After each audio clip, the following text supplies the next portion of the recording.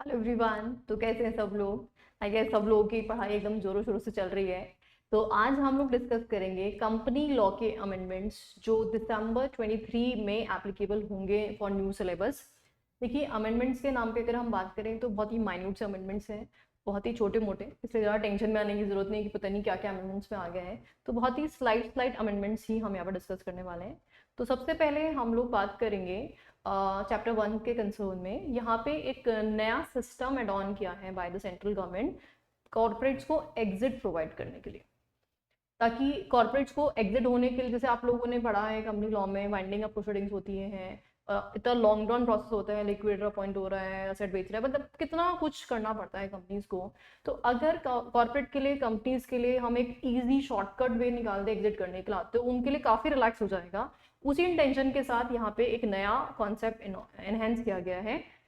MCA establishes centre for processing accelerated corporate exit. देखिए, MCA vide issuing notification March 23 has establish centre for processing accelerated corporate exit, जिसको C pace इन्होंने short में बोला है।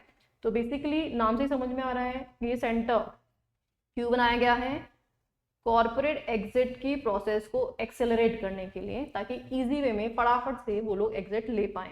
तो by chance short note आएगा तो हम इसको लिख पाएंगे। C PACE be located at the Indian Institute of Corporate Affairs, Manesar, Gurugram. तो यहाँ पे इसका ऑफिस लोकेटेड रहेगा। और कहाँ से, कब से इफेक्टिव है? 1 अप्रैल 2023 से इफेक्टिव रहेगा। It is a significant step towards providing ease to the companies for closing their business and getting their names remove from the register of companies. तो मतलब आप, मतलब कंपनीज बना तो लेते हैं, फिर बहुत डर लगता है यार अगर बाइंड अप करना पड़ा तो पता नहीं कितनी लंबी चौड़ी प्रोसेस फॉलो करनी पड़ेगी। तो उस प्रॉब्लम का सॉल्यूशन यहाँ पे निकाला गया है। It caters to make the process of removal of name more streamline and efficient, saving time and efforts for the companies. तो इस रिस्पेक्टिव प्रोसेस के थ्रू अगर हम कंपनी के वाइंडिंग अप में जाएंगे तो वो कम टाइम में, कम पैसे में और बहुत ही सिस्टमैटिक मैनर में हम ये सब कुछ कर पाएंगे। ठीक है, छोटा सा टॉपिक है जो एड ऑन आपको करना है। चलिए हम आगे next chapter sure capital chapter पे मूव ऑन करते हैं। इस चैप्टर में भी थोड़ा सा छोटा सा अमेंडमेंट है बायबैक के कंसर्न में। बायबैक, आई गेस आपको याद होगा, बायबैक के कंसर्न में हम एक फॉर्म फाइल करते हैं SH11। तो उसके कंसर्न में एक छोटा सा अमेंडमेंट है। What it says, changes to the provision relating to buyback या other security has been made. The requirement of annexing a certificate along with return in form number SH11, इस SH11 में हम return file करते हैं। Buyback से related हम 4 form पढ़ते हैं, SH7, 8, 9, 10, 11।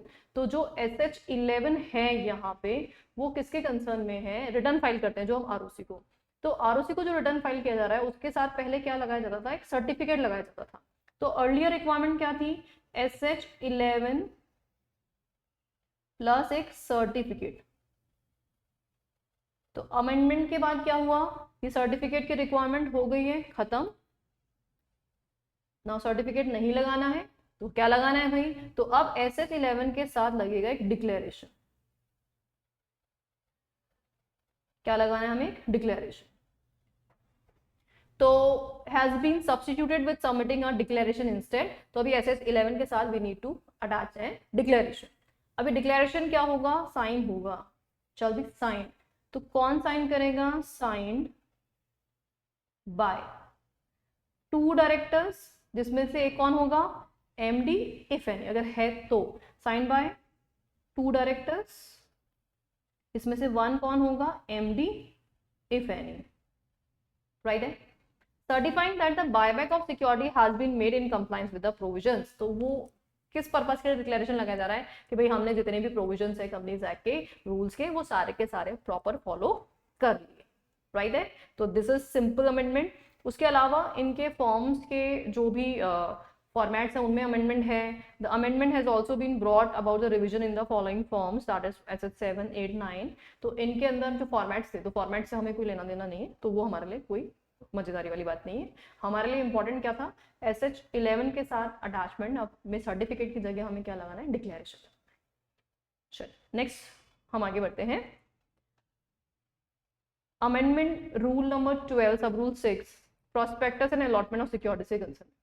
This is in regard of issue of bonus share. देखिए पुराना प्रोविजन क्या था कि जब भी आप बोनस शेयर इशू करते हैं तो आपने बीआर पास किया, ओआर पास किया, और फिर उसके बाद क्योंकि अलॉटमेंट ऑफ शेयर्स होता है तो पैस 3 आपको फाइल करना होता है। तो जब हम पैस 3 फॉर्म फाइल कर रहे थे पहले, तो हमें क्या लगाना पड़ता था, रेजोल्यूशन की कॉपी लगानी पड़ती थी। भाई ओआर पास किया तो उसकी रेजोल्यूशन की कॉपी लगा दो। तो what was the earlier requirement कि पैस 3 के साथ आपको क्या अटैचमेंट करना पड़ता था, रेजोल्यूशन की कॉपी अटैच करनी पड़ती थी। वो रिक्वायरमेंट अभी हट गई है, ओमिट हो गई है, अभी आपको नहीं लगाना है।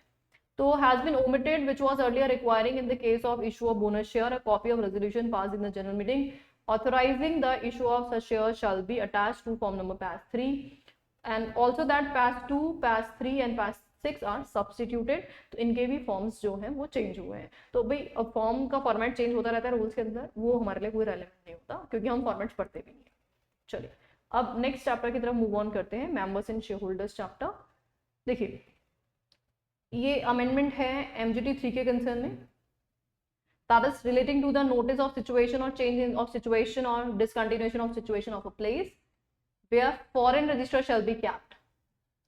Foreign register shall be kept has been substituted and form number MJT 14 has been substituted. Again इनमें वही फॉर्म के फॉर्मेट चेंज हो रहे हैं, तो हमारे लिए कोई रेलेवेंट अमेंडमेंट नहीं है। चलो let's move further to the chapter number 10, that is in regard of compromise arrangement and amalgamation. तो इस चैप्टर में हमारे लिए अमेंडमेंट जो आया है सेक्शन 233 के कंसर्न में आया। अगर आप लोग को याद हो, हमने once upon a time section 233 पढ़ा था, that is in regard of fast track merger के बारे में हम बात करते हैं। छोटी कंपनीज अगर मर्ज हो रही है तो उनको नॉर्मल प्रोसेस फॉलो नहीं करना पड़ता।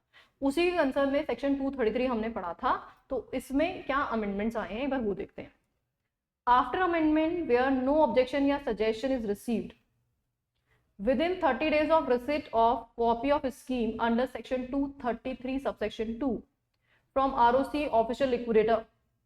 देखो आपको याद होगा कि जो सेंट्रल गवर्नमेंट है वो इनसे ऑब्जेक्शन रेज करने के लिए बोलती है कि भाई ऑब्जेक्शन रेज कर दो, और 30 डेज लैप्स हो गया, उनका कोई ऑब्जेक्शन नहीं आया, तो फिर central government is of the opinion that scheme is in the interest of the public, तो it may within a period of 15 days after expiry of 30 days issue a confirmation order under CW12। तो CW12 हमने पहले भी पढ़ा था कि confirmation order आ जाता है सेंट्रल गवर्नमेंट का स्कीम के कंसर्न में। तो इसमें टाइम फ्रेम के कंसर्न में एक छोटा सा एड ऑन किया गया है, एंड दैट सेज कि भाई हमने 30 दिन तक वेट किया कि भाई अगर ROC या ऑफिशियल लिक्विडेटर कोई ऑब्जेक्शन रेज करना चाहते तो कर लो, लेकिन उन्होंने इस पीरियड में कोई ऑब्जेक्शन रेज नहीं किया। तो फिर अगले 15 दिनों में सेंट्रल गवर्नमेंट को लगता है कि लोगों के इंटरेस्ट में यही ठीक है, तो स्कीम का अप्रूवल कंफर्मेशन दे देगी। कौन से फॉर्म है, वो तो वही सेम फॉर्म है CW12। फिर फर्दर क्या बोलता है, if CG not issue the confirmation order with in a period of 60 days of receipt of scheme under section 233 subsection 2।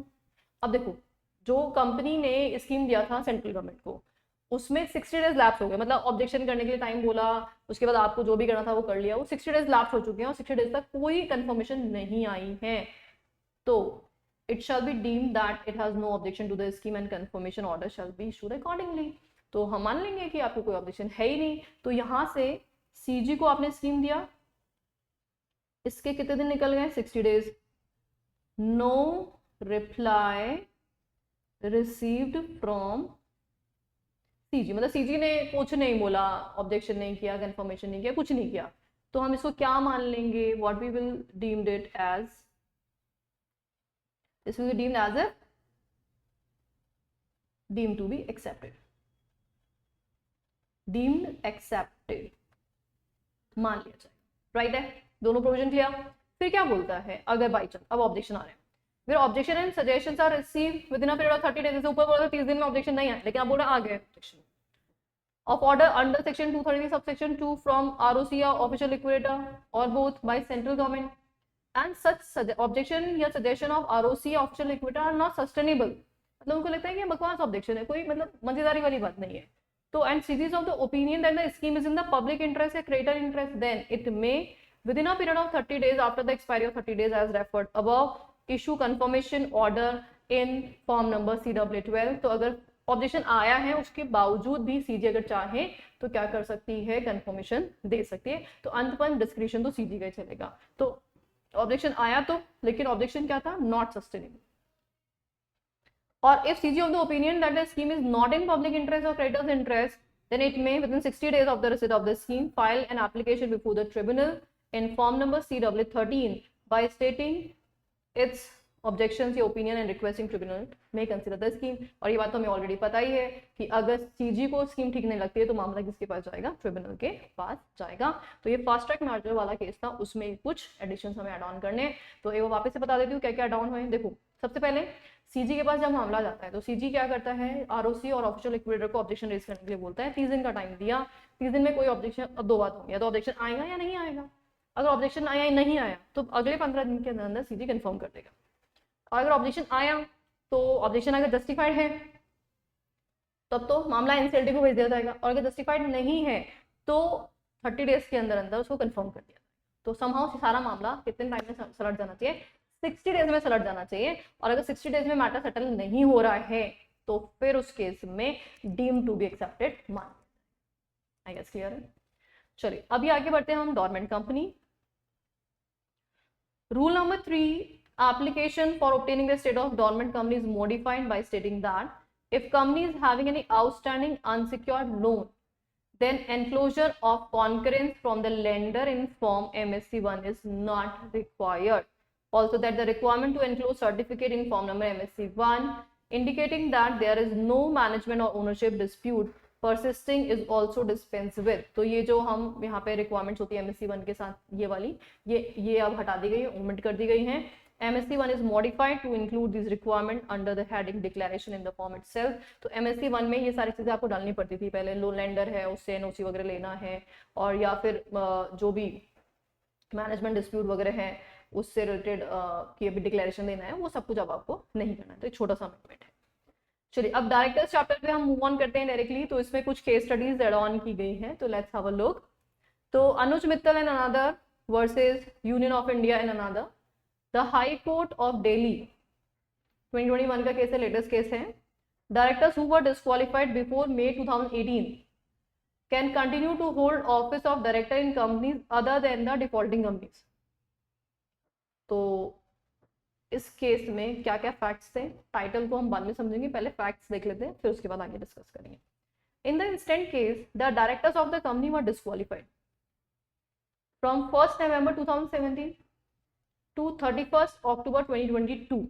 5 साल की डिस्क्वालिफिकेशन है। क्यों? Non filing of financial statement. आपको याद होगा हमने सेक्शन 164 पढ़ा था जिसमें हमने सबसेक्शन 2 के अंदर डिस्क्वालिफिकेशन पढ़ी थी कि अगर कंपनी फाइनेंशियल स्टेटमेंट फाइल नहीं करती 3 साल तक, या फिर अपना आउटस्टैंडिंग ड्यूज वगैरह 1 साल तक पेमेंट नहीं करती है तो 5 साल तक डिस्क्वालिफाइड हो जाती है। तो ये वो वाला केस है। For any continuous period of 3 financial year which is non-compliance under section 164 subsection 2A, therefore DIN and DSC of directors were deactivated। ठीक है, ऐसा हुआ। तो because of disqualification and deactivation of DIN, the petitioners were facing problems in other active companies also। So they were appointed as director as they can claim to be directors in other active companies and now wish to start business afresh।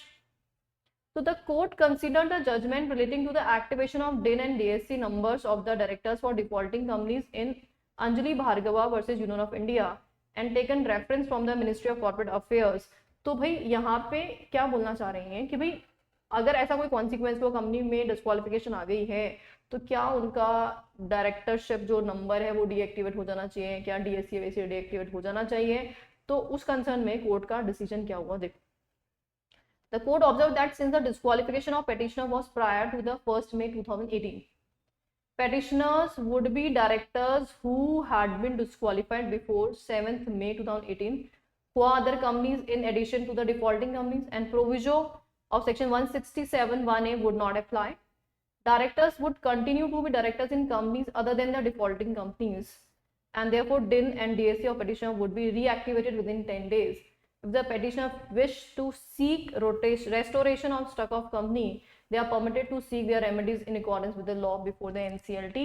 तो basically यहाँ पे क्या बोला जा रहा है कि जैसे अगर हमारा डिस्क्वालिफिकेशन क्या था कि अगर आप इस तरह से डिस्क्वालिफाइड हो जाते हैं 164 सबसेक्शन 2 में, तो आप 5 साल तक उस कंपनी में रीअपॉइंट नहीं हो सकते और अदर कंपनीज में अपॉइंट नहीं हो सकते। This was the condition. फिर 167 ने वेकेशन ऑफ ऑफिस के कंसर्न में भी कंडीशन डाला था कि भाई अगर इस तरह का कोई डिस्क्वालिफिकेशन आता है तो जिस कंपनी में आप डायरेक्टर हैं उसको छोड़ करके बाकी किसी भी कंपनी में आप कंटिन्यू नहीं करेंगे, आप बाकी कंपनी में पोस्ट वेकेट कर देंगे। तो भाई अब जो कंपनी है उसमें तो कंटिन्यू करोगे ना, तो उसमें तो आपको डीएससी वैसी चाहिए होगा, तो उस कंसर्न में आपको रीएक्टिवेट करवाना पड़ेगा। तो रीएक्टिवेशन की परमिशन ग्रांट कर दी गई थी। चलिए अभी नेक्स्ट केस पढ़ते हैं हम। Surendra Kumar Singhi versus ROC West Bengal, additional director equally responsible for companies affairs as other directors. The petitioner case is that the opposite party has filed a complaint before the learned Chief Metropolitan Magistrate, Kolkata, against the petitioner, stating that there is that Messrs.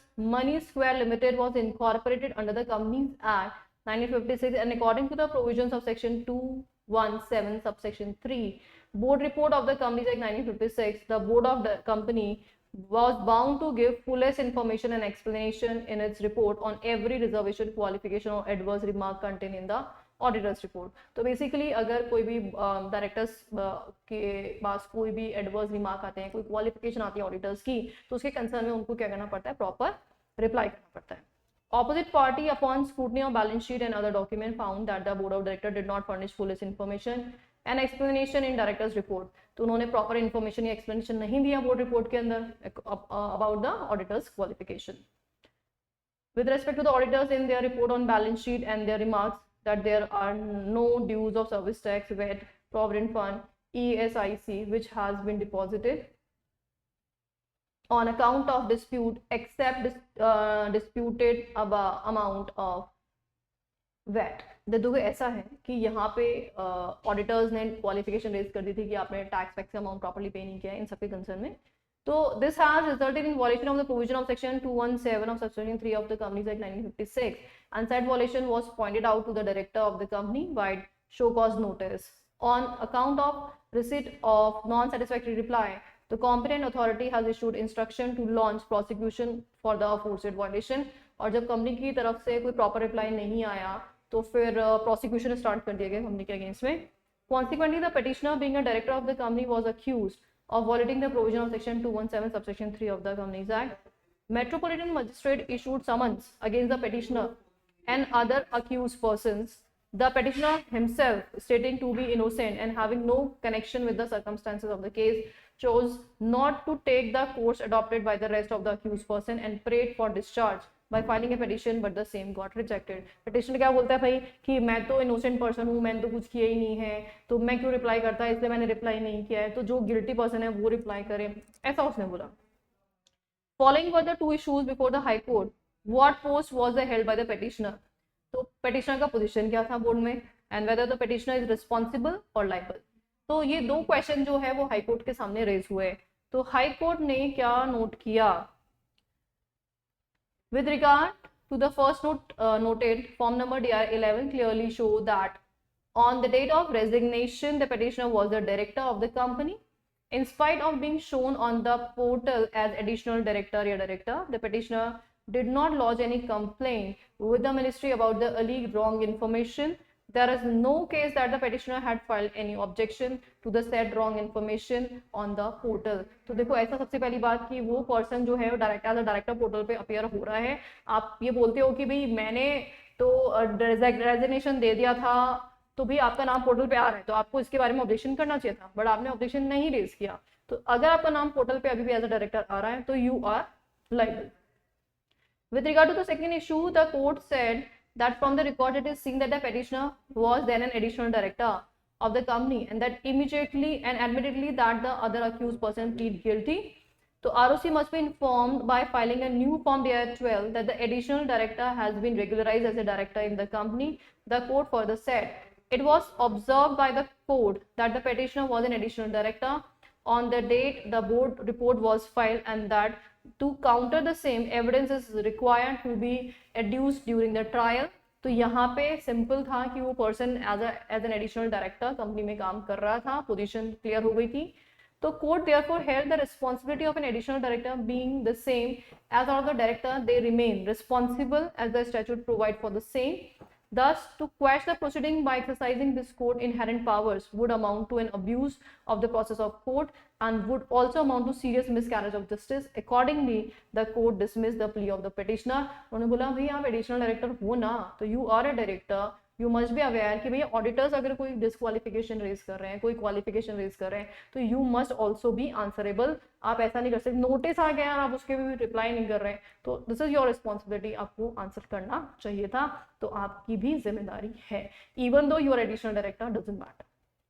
और अगर आप ये बोलते हो कि मैं director ही नहीं था, तो भाई आपका नाम पोर्टल पे अपेयर हो रहा था, तो इसलिए ये वाली बात तो कहीं मैटर ही नहीं करती, राइट है.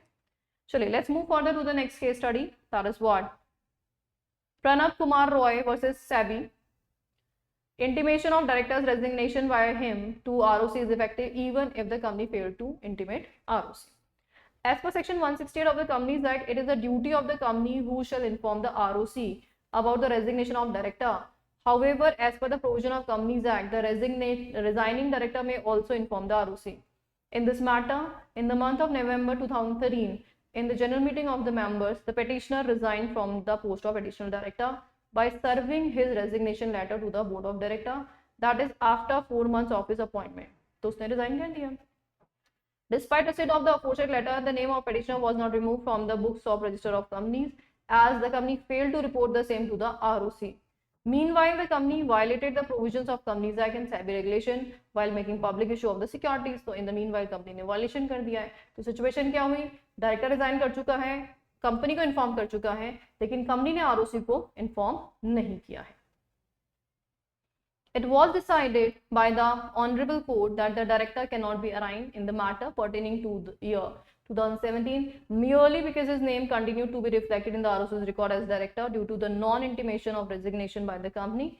The criminal complaint for default in issuance of non-convertible debentures pertained into 2017, that is after director had resigned.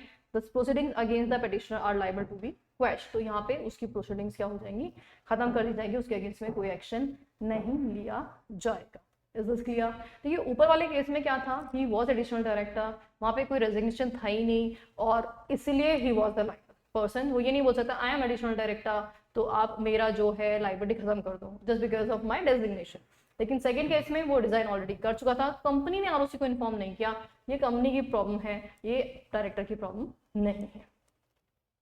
चलिए let's move for the chapter number 17 पे CSR. The Ministry of Corporate Affairs, by its notification dated 31st May 2023, has notified the company's second amendment rule 2023, which has come into force with effect from the date of publication in the official gazette.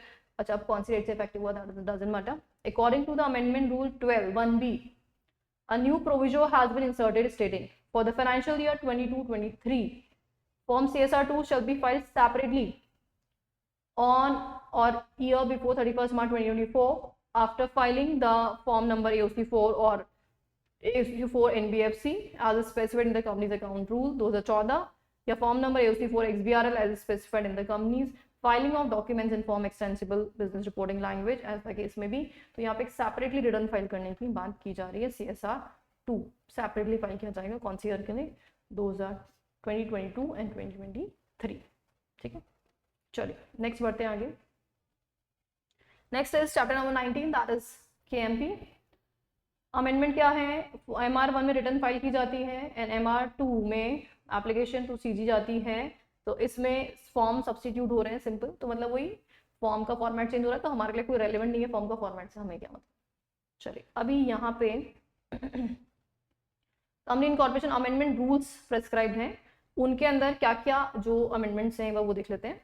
The amendment in rule number 4.2 provides that the name of the nominee of the owner of an OPC shall be mentioned in the memorandum of OPC and such nomination detail along with the consent of nominee shall be filed in form number INC 32. तो इसका लेना देना आपकी SBC से है. ये जो पूरा एंटायर इनकॉर्पोरेशन का है, ये कंपनी लॉ से रिलेटेड नहीं है, तो ये SBC में काम आएगा. तो इसको मैं यहाँ छोड़ देती हूँ, यहाँ पे कोई रेलेवेंट नहीं है, ये पूरा इनकॉर्पोरेशन डिटेल्स ही है.